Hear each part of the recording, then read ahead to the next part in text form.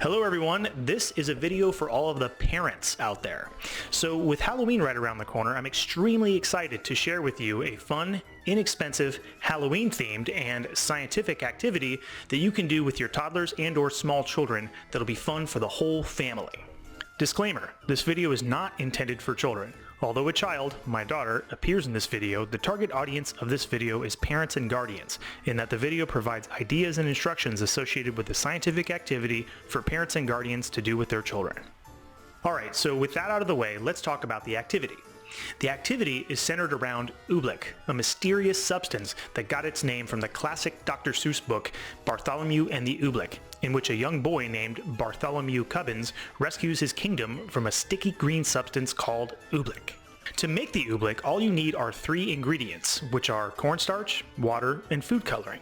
When my wife and I did this with our daughter, we also picked up some small, cheap Halloween toys from our local dollar store, which included plastic eyeballs, these sparkly spider rings, some skull and bat rings, and these two wind-up toys for our daughter to play around with in the Oobleck. Oobleck is roughly a 2-to-1 mixture of cornstarch to water by volume. To make as much Oobleck as possible, we decided to measure out all of the cornstarch that we had first, and then add half of that volume of water. A word of caution, cornstarch is very, very messy. If you try this activity out with your kids and you're unaware of just how messy it can get, it can be pretty stressful or overwhelming, which might ruin an otherwise enjoyable activity.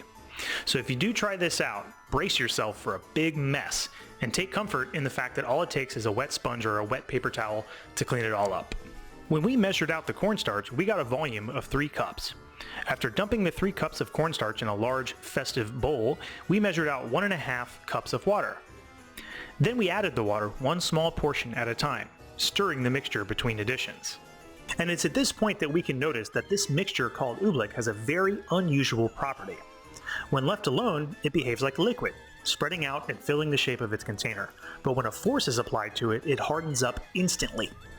This makes the mixture pretty difficult to stir with a spoon, so we tried tilting the bowl and swirling it around slowly, and that worked pretty well. Then we added just a little bit more water to get that consistency just right. Then it was time to add some color. Since it's Halloween, we added some red food coloring and some yellow food coloring, about 10 drops of each, to give a nice orange color. Now, it would have been easier to mix the food coloring with the water before adding the water to the cornstarch, but I like doing it this way because it makes these cool looking streaks. It kind of reminds me of Cream Savers candies. I don't know if they still make them, but if you're my age or older, you probably remember them. Once the color was mixed in, we started tossing in the Halloween toys, and I'd be remiss if I didn't mention that Brenna has been waiting very patiently this entire time. Just look at that anticipation.